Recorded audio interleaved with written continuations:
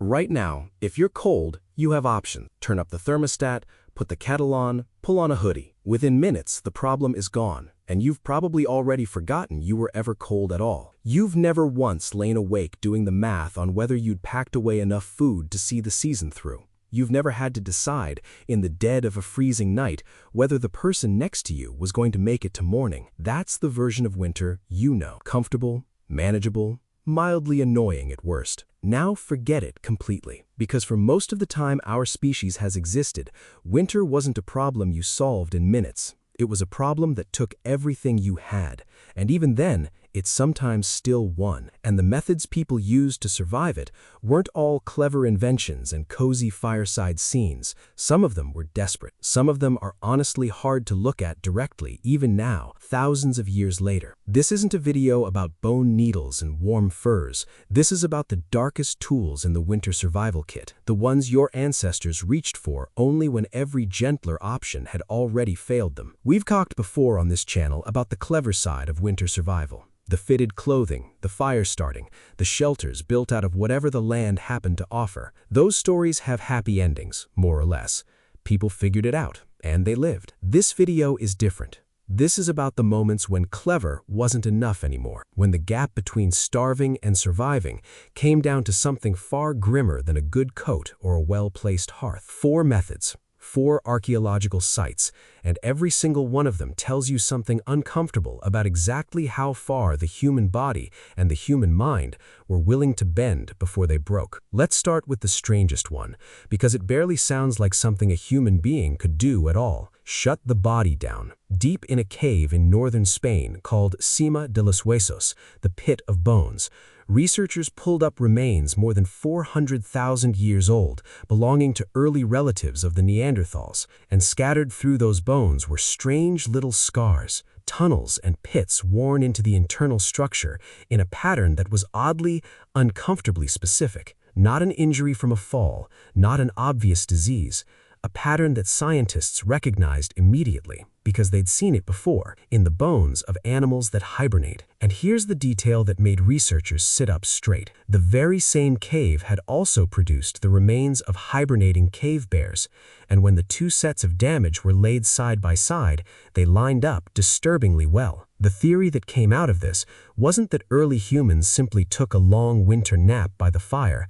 It was something far stranger, that their bodies may have actually gone into a state of genuine metabolic shutdown for months at a stretch, heart rate slowed to a crawl, bone growth interrupted for long seasonal windows, a body idling on the absolute minimum amount of fuel required to stay alive because there simply wasn't enough food coming in to run it at full power. Picture that for a second. Not choosing to rest, the body itself deciding, almost against your will, to power down like a machine going into standby because the alternative was burning through fuel reserves that didn't exist. No wandering off to hunt, no stockpiling food ahead of the cold, just an extended, involuntary stillness month after month, while the harshest part of the year simply passed over you like weather passing over a stone. Now, plenty of scientists push back hard on this, and it's worth taking that pushback seriously. A human brain is enormously expensive to keep running, constantly demanding energy even at rest, and dropping core body temperature far enough for true hibernation may simply not be biologically possible for a creature built the way we are. Some researchers argue that what actually happened was a lighter, shallower state called torpor. Others go further and say there may have been no dormancy at all, just repeated, brutal seasonal starvation written onto the bones in a way that happens to resemble the marks hibernation leaves behind. It's a genuinely open debate, and it may stay that way for a long time. Bone doesn't come with a label explaining exactly what happened to the body that carried it. It only records the aftermath. And aftermaths can look similar for very different reasons. But here's the detail that makes it worth sitting with regardless of which side turns out to be right. Later humans living in equally brutal cold, groups like the Inuit and the Sami, never did anything remotely like this. And researchers think they know exactly why. Those groups had steady, reliable access to fat, fatty fish pulled from beneath the ice, reindeer fat rendered down and stored, a dense, high-calorie fuel source that let the body keep running through the darkest months instead of switching itself off. If the population at Sima genuinely didn't have that option, if the surrounding land simply couldn't provide enough fat-rich food to get them through, then shutting the body down almost entirely may have been the last card they had left to play. Not a strategy chosen with a clear head around a fire, a last resort, forced by biology itself when the arithmetic of survival stopped adding up. Which brings us directly to the second dark truth about surviving winter, and it sounds almost too strange to be real. Fat wasn't a nice-to-have. Fat was survival currency, and running out of it could kill you even while your stomach was completely full. Here's a fact that sounds impossible until you actually understand the mechanics behind it. It is entirely possible to eat plenty of meat, feel physically stuffed, satisfied, full, and still slowly starve to death. This isn't folklore, it's a real documented condition, and hunters in cold climates have known it for generations. If you eat almost nothing but lean meat, with no fat mixed into your diet, your body simply cannot process that much protein on its own. Push the ratio too far, and the protein itself starts to turn against you.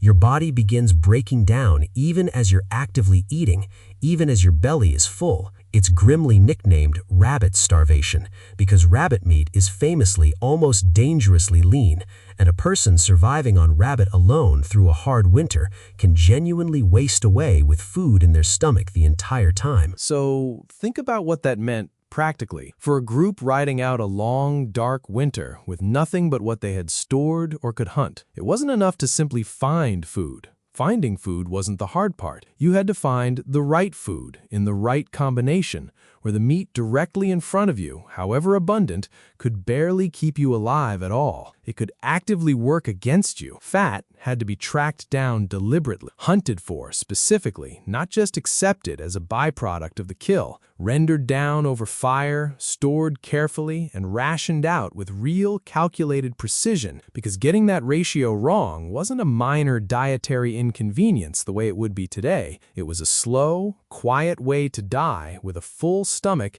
and no obvious explanation for why your strength kept draining away. And it wasn't just an individual problem to solve alone. In a group riding out a long winter together, someone had to be tracking that balance across every single person, deciding who needed more fat this week, who could get by on leaner cuts a little longer, who was showing the early signs of that slow, protein-driven decline. Getting it right for one person for one season was hard enough. Getting it right for an entire group across months of scarcity, with no way to test or measure anything beyond experience and instinct, was a genuinely enormous, unglamorous feat of quiet expertise. Now, zoom out, because there's a piece of evidence that shows, in a completely different way, just how close to the edge people were living during the very worst stretches of the Ice Age. And oddly enough, it comes from something you'd expect archaeologists to find absolutely everywhere: fire. Think about how central fire was to literally everything we've already talked about. You can't render fat without it.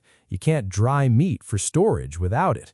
You can't keep a body from shutting down entirely in the depths of a freezing night without something burning nearby. Fire wasn't one tool among many for Ice Age people. It was closer to a precondition for everything else on this list even being possible, which is exactly what makes the next piece of evidence so strange. Archaeologists working at a site called Korman 9 on a riverbank in what's now Ukraine went looking for hearths from the very coldest window of the last Ice Age, a brutal stretch between roughly 26,500 and 19,000 years ago, known as the last glacial maximum. And here's what's genuinely unsettling about what they found, or rather, what they mostly didn't find. Across Europe, well-preserved fireplaces from that exact window in time are strangely, almost eerily rare. Fire shows up plentifully in the archaeological record both before that period and after it, but right at the coldest peak, at the exact moment people needed fire more desperately than at any other point in the Ice Age, the physical evidence of it nearly vanishes from the ground. When researchers finally dug into 3 surviving hearths at Korman 9, what they uncovered was genuinely impressive. These weren't crude, thrown-together campfires. People there were burning mainly spruce wood, likely supplementing it with bone and rendered animal fat when wood ran short, and pushing some of these fires past 600 degrees Celsius. That's real, deliberate mastery of fire, achieved under some of the worst environmental conditions our species has ever faced.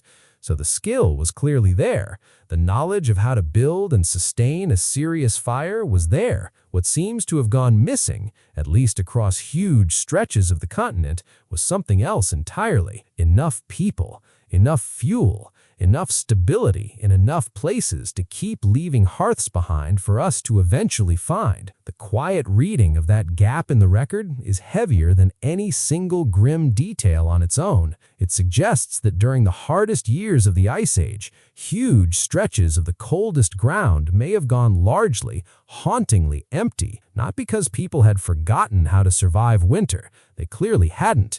But because winter, at its absolute unforgiving worst, was still occasionally unbeatable, no matter how much skill and knowledge a group carried with them. And if entire regions were genuinely emptying out during those centuries, that tells you something else too. The people who did make it through weren't just lucky. They were likely surviving in smaller, more isolated groups than usual, cut off from neighboring bands who might otherwise have shared food, shared shelter, shared the burden of a bad season. Isolation is its own kind of danger.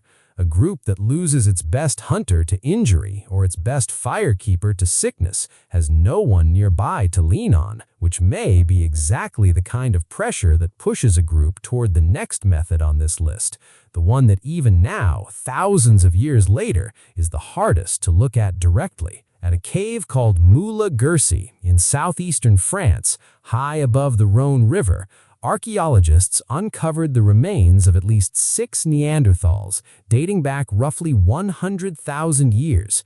And the bones told a story that took the scientific world by surprise. Cut marks in exactly the same places you'd expect to find them on a butchered deer or a hunted goat. Long bones deliberately broken open in a manner consistent with extracting the marrow inside. The Neanderthal remains were mixed directly among discarded animal bones, treated, as far as the evidence shows, with the same practical, unceremonious butchery techniques used on ordinary game. Researchers involved called it the clearest, most direct evidence yet uncovered that some Neanderthals, in at least some circumstances, consumed their own species. Now, why this happened is where things get genuinely uncertain, and it's important not to flatten that uncertainty into something tidier than it really is. Some researchers connect the timing directly to environmental collapse.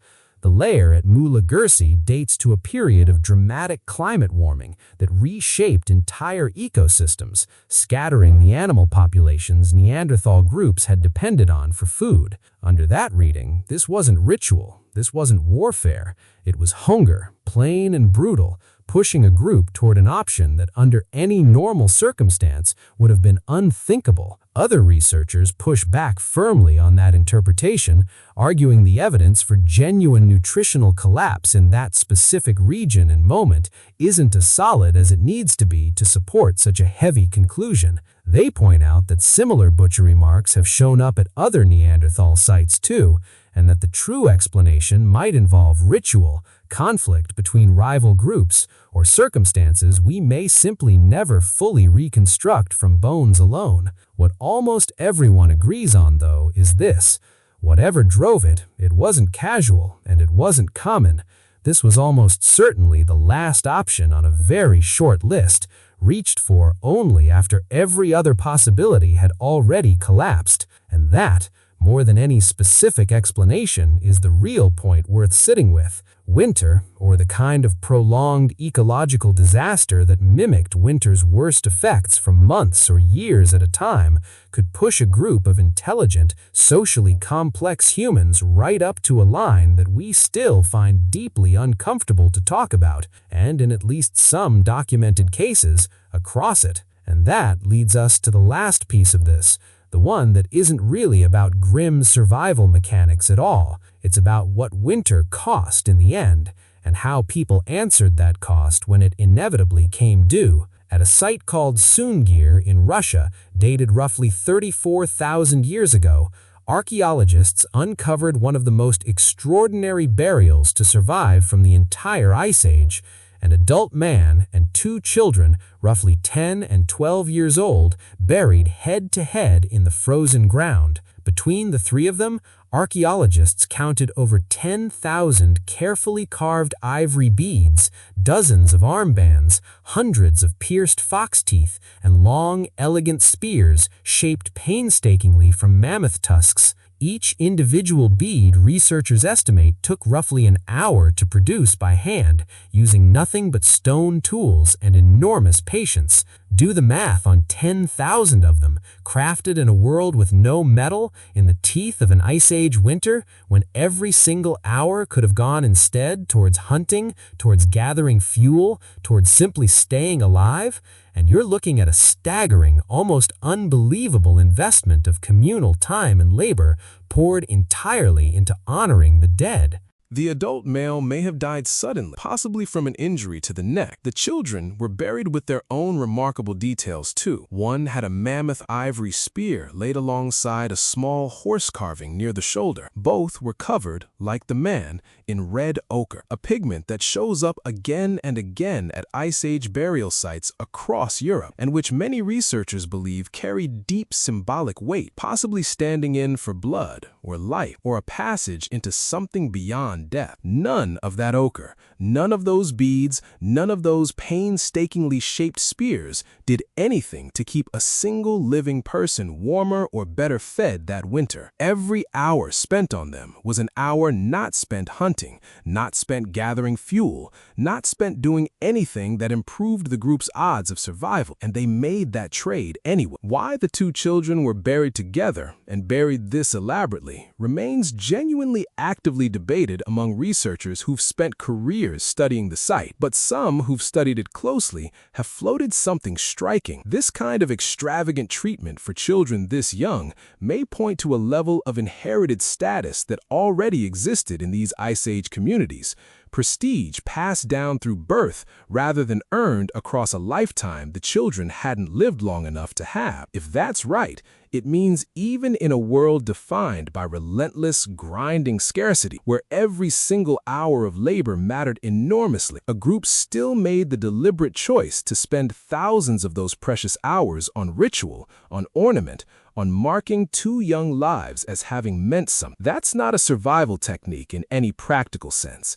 It didn't keep anyone warmer or better fed, but it might be the most quietly human response to winter on this entire list. Proof that even while the season was actively, indifferently killing people around them, the instinct to grieve properly and to insist that a life had mattered never fully switched off. It's worth sitting with the contrast for a second. Three sites, three completely different responses to the same pressing threat. At Cima de los Huesos, the body itself surrendering, shutting down to nothing rather than fight a battle it couldn't win. At Moula-Guercy, a group crossing the darkest line available to them, apparently choosing collective survival over an unbreakable taboo. And at Sungir, in the same brutal cold, in the same relentless scarcity, a group choosing to spend thousands of irreplaceable hours on beads and ochre and ceremony instead. Winter didn't produce one universal answer. It produced whatever a specific group in a specific place with a specific set of resources and a specific set of losses could still manage to hold on to. Four sites, thousands of years and thousands of miles apart, and not one of them offering a tidy, comfortable lesson. That's probably the most honest thing this video can tell you about winter's darkest chapter. There isn't a single moral here, no neat takeaway you can write on a whiteboard, just a handful of groups, each backed into their own corner by the same relentless season, each finding their own answer to a question none of them ever chose to be asked. So here's the real shape of it. Once you put all four of these pieces side by side, winter didn't just test bodies, It tested exactly how far a person or an entire group was willing to go to keep breathing until spring finally arrived. Some answered it by shutting their own bodies down to almost nothing, gambling everything on biology itself, carrying them through months of near total scarcity. Some answered it with a brutally precise, hard-won understanding of fat and starvation that most of us today will thankfully never need to learn firsthand. Some, in the very worst and most desperate years, crossed a line that still unsettled us to look at directly, because the alternative was watching everyone starve together. Some, in the very worst years of all, simply lost the fight entirely, leaving behind nothing but silence in places where fires should have been burning. And some, remarkably, answered a death in the depths of winter not with panic or resignation, but with thousands of careful, deliberate ritual, because even in the harshest season on Earth, the dead still deserved to be honored properly. And now, here you are. Cold, for you, is a mild inconvenience solved by a dial on the wall or a jacket pulled from the closet. You've never had to calculate whether the meat in your fridge has enough fat mixed into it to actually keep you alive through the coming months. You've never had to wonder whether your own body might need to switch itself off just to make it to March. You've certainly never had to imagine a scenario dark enough to make the unthinkable feel for a moment like the only remaining option. That gap between your winter and theirs isn't an accident, and it isn't small. It's the end result of 100,000 years of people making genuinely impossible choices in the dark and the cold, one brutal, hard-earned decision at a time, so that someday someone exactly like you would never have to make any of them at all.